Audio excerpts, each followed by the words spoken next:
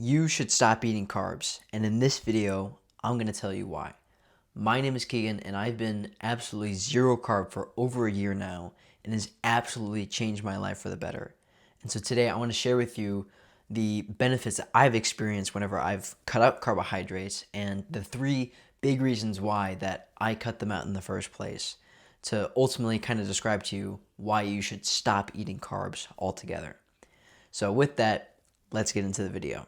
So the first reason why you should stop eating carbs is that carbohydrates, whenever you eat them, are toxic to your body. And that sounds kind of confusing. Like, wait, what? But I've eaten carbs and I'm okay, right? Hang on. So it's not an acute toxin. It's not good. Like you won't eat some pineapple and just immediately die unless it's laced with some like cyanide or whatever. That's probably not going to happen. But here's the thing. Whenever you eat any form of carbohydrate, whether it's a clean carbohydrate, like, quote unquote clean, right? Like a fruit or a vegetable, like potato or whatever, like a starchy vegetable, or you even eat, table sugar, or you eat junk food that has a lot of carbohydrates in it, which is most junk food. All of it breaks down into sugar in your intestines, in your stomach, and you absorb that and it increases your blood sugar. So how is this relevant? Whenever you increase your blood sugar, your body doesn't like that. Why is that? It's because whenever your blood sugar is too high, it's damaging to your body. That's why it's toxic at whenever you eat carbohydrates. Blood sugar at a too high level is toxic to your body. And how it's toxic isn't in the acute sense like it forces your, like it just immediately kills all of your cells and you die, right? Like that's why you don't die immediately after eating like some fruit. But what it does is it's a slow sort of, it's like a slow pull apart kind of, it's like low and slow, like it slowly cooks you from the inside out. And then I'll touch on that in just a second. But basically, whenever your blood sugar is super duper high, you will start, like the concentration of your blood sugar will be so high to where your cells can't take it anymore. And that's a bad thing because whenever the glucose or the sugar is just floating around in your blood, it's going to start binding to random cells. And this isn't good because this process is called glycation, and this damages the cells themselves. And so it will start kind of just breaking them apart, making them work not as efficiently. It'll start creating these things called advanced glycation end products, AGEs. And that's just not a good sign for your overall health. It increases your inflammation. It will just damage your body in a very slow and kind of unnoticeable way until it's too late. And so this is the thing that diabetics specifically have to worry about, is because their ability to manage their blood sugar is kind of messed up. Whenever the blood sugar gets too high, it starts damaging their nerves. It starts damaging the endings of their fingers, their hands, their feet, their legs. And they can get those things amputated because they're in such a damaged state that they need to be removed from their body. And that's not a great thing. And so that's why carbohydrates are toxic to your body, is because whenever they get too high, they're going to start binding to things and messing them up and destroying them. I said cooking from the inside out, and that's kind of true because another way you can put glycation, another way you can create like glycation in something is it's basically the fusion of a carbohydrate, so like glucose, to a protein. And that's the exact reaction that happens whenever you put toast into a toaster. Whenever you add heat to it, it basically binds the carbohydrate in the bread to the protein in the bread as well. And therefore you get like a different texture, right? You're literally cooking yourself from the inside out if you're eating a bunch of carbohydrates. And that analogy to me is just like insane. Like you're literally toasting yourself from the inside out. So carbohydrates are toxic. That's the first reason why you should probably stop eating carbs. I will caveat this a little bit. If your blood sugar is in control and you're insulin sensitive, you probably won't run into this probably won't be as big of a deal for you. But you can't outrun this. As you age, as you get older, this stuff will catch up to you. And people as they age tend to get more insulin resistant, as the years and years go on. And so maybe you're able to, like, I would probably be able to get away with it because I'm relatively young, I'm active. I can get away with, eating some carbohydrates and, just running it off. But this toxic dose catches up to you eventually. And I think this is why you can see a lot of people who, whenever they just go ham on the carbohydrates and stuff for a while, they seem to be like aging faster than other people. And it's kind of interesting to see. But I think it's because of that increased inflammation and just the fact that they're doing damage to their body. Their body's able to keep up with it, but it's probably not the best for them. So you can probably manage it for a while, but it's not ideal. And just one more quick kind of counter to that point of like, oh, but what am I going to eat instead? I need to have energy for, like, carbs provide energy, right?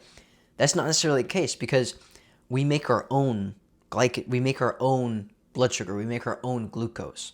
And it is true that we do need glucose to operate certain cells in our body, but it's not nearly as much as people think that is the case. We can actually run most of our bodily functions off of fat. And if you're on a low carb diet, which is something that I teach in my course down in the description, you run off of ketones, you run off of your body fat. You don't need to take in a bunch of carbohydrates because you have all the energy you need basically on you and from the dietary fat that you consume in your diet. Okay, so the second reason why that you should probably stop eating carbs, beyond the fact that they're just toxic, is that they will compel people to overeat. Maybe not necessarily you, but for a lot of people, it can really compel them to overeat to a great extent. And even if you don't give in to that, it's still signaling a cascade of molecules in your body that make you hungrier and overall just give you a less good of a time, if that makes sense. So here's what happens whenever you eat carbohydrates, right? I already explained a little bit of that. You eat it, it all breaks down into sugar, your blood sugar goes up, okay? What happens after that? Because, like I said, blood sugar at a certain level is toxic, so you kind of don't want it there. And if your body is relatively healthy, even if it's not, it's still going to try to bring that blood sugar back down because it knows intuitively, like, okay, if my blood sugar is too high, it's going to start messing with things, binding like glycation, not good. So what does it do? It releases the hormone insulin. You've probably heard about it before, but insulin, its main kind of function that people talk about is, oh, it stores energy. It puts away the carbohydrates. And that is true. That's the main function, right? So it'll crush down the blood sugar. It'll push it into your muscle cells because like I said, if it's too high, you're going to start running into problems there. So it pushes the blood sugar into your muscles where it won't cause any damage, right? You build your glycogen that way, push it away like, okay, we're good. Hooray.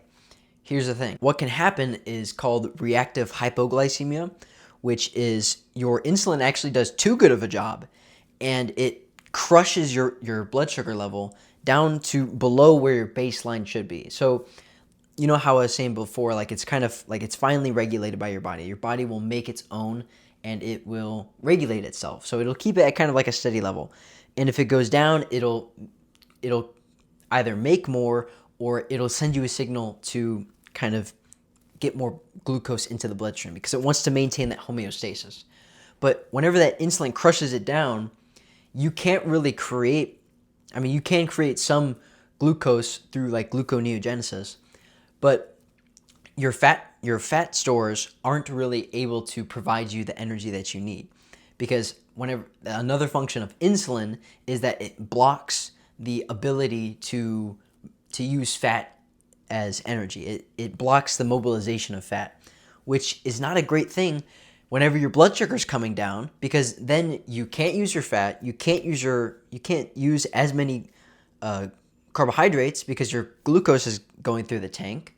So what is your brain going to do for the few cells in there that need glucose? It's going to be is going to be like going crazy. Like, hey, bro, I need to have something, eat. And so that's the first thing. Whenever you eat carbohydrates and you get this reactive hypoglycemia or this crash in blood sugar, you're going to get this hunger drive to eat more food, to get that next hit, to get that next bump, because your body is telling you like, hey, bro, we're running out of energy, even though you're not. So that's the first kind of signal that tells you to eat more. The second one is that another function of insulin, I guess it's kind of a side effect, is whenever your insulin is elevated, it doesn't like go right back down after the blood sugar is down. It stays elevated after your blood sugar comes down because it needs to make sure like, okay, needs to make sure that everything's good. And it takes a while for hormones to kind of lower their levels. But what that does is insulin, like I said, it's a hormone. It goes everywhere in your body and it goes into your brain as well. And there's some signaling molecules. It's another hormone called leptin that also goes to your brain, and it tells you how satisfied you are. It kind of gives you kind of a level of hunger drive. So if you had like low amounts of leptin, your body's going to be like, oh, I need to eat more food, because leptin is kind of the satiety hormone. It's going to tell you like, hey, you're full. So if there's less of it, you're going to want to eat more. If there's more leptin, which there should be after you eat food, and if you have plenty of fat stores, your fat cells produce leptin. So for most people, they should have a kind of like regular leptin signals. And for the average American, they should have crazy leptin signals. I mean, if you look out, like there's tons of fat people out there, and there's lots of fat stores, therefore creating the leptin. But yet these people, they want to eat more and more food. How does that make any sense if their leptin is so high? It's because leptin is blocked. It's like the signal of leptin in your brain is being blocked whenever your insulin is raised chronically. So insulin does a couple of things. One, it will create that reactive hypoglycemia because it's trying to push out the blood sugar in your body. And it's going to block the signal of leptin, your satiety signals, it's going to block the signals of those in your brain. And so your brain's going to have this twofold signal telling you, hey, I'm hungry, eat more food, whenever that's clearly not the case. Maybe you feel full physically, but you still have that drive to eat more food. You know, you probably relate to that drive whenever you've been eating some form of carbohydrate, whether even if it's like junk food or even if it's a clean carb, maybe just kind of like the eyes widen a little bit and you just start shoving stuff in your face. If you've had problems with overeating, that is the feeling that you have, and that's the mechanism behind it. Is your body is literally just like instinctually telling you to eat more food. And it gets even worse. There's a third mechanism that convinces people to eat more food, and it's the sort of addictive nature of carbohydrates themselves. So, like I said, they increase your insulin goes up. It makes you want to eat more by crushing your blood sugar. If that isn't the case and your blood sugar stays high, which isn't a good thing, it still has that effect of blocking your leptin, so you don't feel satisfied from the food that you ate. And the third signal is that sugar itself, it lights up the dopamine centers in your brain just like any drug would. And so you can have this very addictive effect whenever you eat carbohydrates to have this drive to eat more. Even though you know you shouldn't be eating it, you know, like, okay, I'm kind of full, I shouldn't be eating more food. You have this drug-like compulsion to eat more, to get that next hit of dopamine. Not for nutrition, but for just simple pleasure's sake. Like, I can tell you from experience, eating, any carbohydrate really, especially stuff like fruit. Obviously, like the candies and the junk food, which have a lot of carbohydrates in them, they're going to light up that dopamine like nothing else, dude. Except for hard drugs, of course. But it's essentially, it's lighting up the same areas to almost the same degree. And that's what gives it its addictive nature. And so you stop eating for nutrition. You stop eating because you're hungry. And you start eating because you're addicted. And this is the issue with carbohydrates, at least in my experience and what I've seen, is it creates this addictive nature in people to where like they need this thing. They need their candy. They need their bagel. They need their cereal. They need whatever it is to kind of get them their fix. And it's a strange behavior whenever you stop eating carbohydrates and you realize like, oh, I was addicted to eating this stuff. Like my body was literally craving it like a fiend. And that's really kind of the overlapping second reason why you should stop eating carbs, is because they're addictive in nature. They will compel you to overeat. And if you've struggled with overeating, or you just don't want to feel like a drug addict all the time, then stopping eating carbs is a really good option to pursue. The third and final reason why you should stop eating carbs is, honestly, they're just overrated. And this is a little bit more subjective, but hear me out. Whenever I first switched to a ketogenic carnivore diet, which is the diet that I'm running right now, where I'm eating mostly or exclusively meat, eggs, maybe a little bit of dairy here and there, basically 0 carbohydrates, and upping my protein and my fat for basically all of the calories that I consume, right? I've never felt better in my entire life. Even whenever I was eating carbs, like, sure, maybe they give you that little stimulants like energy drug effect, but there's always those downsides that I just talked about. Like, one, they're toxic. Two, they give you that insane hunger. And if you indulge in it, you just get fat, which is what I did at a certain point. Like, I remember experiencing both sides of that table, where one, I was really rigorous in tracking, my calories and how much food I was eating, and it worked to an extent. I got leaner. I felt okay. I wasn't getting fat. My performance and, my mental clarity was okay. It wasn't that bad. And then I experienced the other side where I just kind of went ham and my body was just like, eat more food. And I was like, okay, I'll eat more food. Just stuffing myself. Both of those weren't really that great of an experience. If you can manage like the tracking your calories and managing the hunger and feeling hungry even though your body's telling you to eat more food, and you just want to have that trade-off, I can kind of understand that. I just don't think that's worth it. And I honestly think it's really, really worth it to try out a ketogenic carnivore diet, because like, this is the best I've ever felt in my entire life. I have so much energy. Those cravings and the food drive that I used to have is just gone. Like, yes, I still eat a decent amount of food, but it's not in the sense where I'm like, I need to have it. It's like, oh, it's time for lunch. Time to eat food. Hooray. Like, I like eating food, but it's not like a life or death thing. Like, I don't feel hunger nearly as intensely as I used to. And it's given me kind of a lot of clarity in my life. I mean, not to mention also just the mental clarity I get from having steady blood sugar levels and being able to run on other forms of energy like fat, instead of, just trying to like smash the carbohydrates to make sure I have enough energy to get through the day. So I would really suggest to try out a ketogenic carnivore diet, or just a ketogenic diet, and see how you feel. Because what a lot of people will describe is they will go about their entire lives thinking they feel pretty good, and then they'll try like a ketogenic diet or a carnivore diet, and they'll just be like confused. Like, I could have felt this great before. What the heck was I doing? And I think that's the exact feeling that I felt, and I think that's what you will feel as well. Obviously, results may vary, and in those first 2 weeks, you probably will go through a little bit of a transition phase where you're going through like carb withdrawals. I mean, I'm serious. Like, you will go through some level of carb withdrawals if you've been eating carbs for a while. Your body's going to be like, I need it, but you don't. And if you want help getting through those first 2 weeks, and you want kind of a course on how to get onto a ketogenic carnivore diet, I've made that down in the description so you can get through kind of the first 30 days and see how you feel.